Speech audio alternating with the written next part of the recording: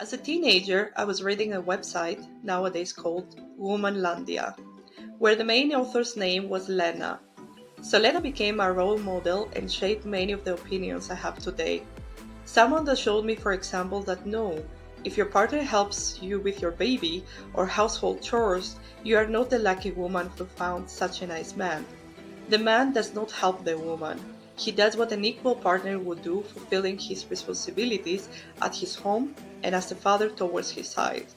I have always loved Studio Ghibli movies, and Hayao Miyazaki, the creator of these ones, usually, if not always, chooses strong, brave women or girls to be the main characters of his stories. Among all the movies I've watched as a kid, these were always my favorite. And who knows, maybe it's just because I'm a girl and I was seeing a brave girl in the screen and I was just feeling I could do whatever as they were doing. It's true that during the last years I've seen a change in the movie industry and the cinema for kids and cartoons, showing every time stronger and stronger women, and I hope they continue in this direction. My first memory of anyone standing against conscious or unconscious gender bias is of my parents.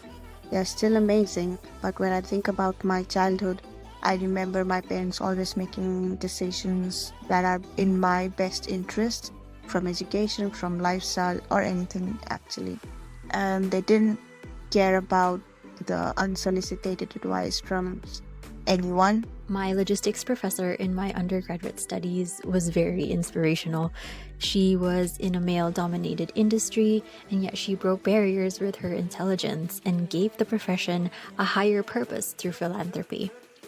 Majority of the class was ladies, and on that first day she said to use our knowledge and instinct to be fearless, to always speak up and make sure we were heard.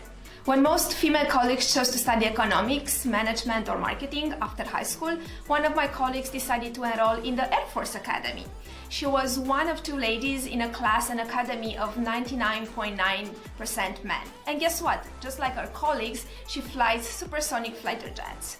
I've been very lucky to grow up in a family with a mother who's very good with tools and a father who's responsible for cleaning the kitchen. My brother was taught to sew just as I was taught to saw. We were treated and raised as absolute equals, which shaped me as a person and my attitude towards gender equality. Nevertheless, I'm aware that this is not the norm in every family, and even though I've never experienced any discrimination based on my gender, I truly believe that it is everyone's duty to at least question the status quo.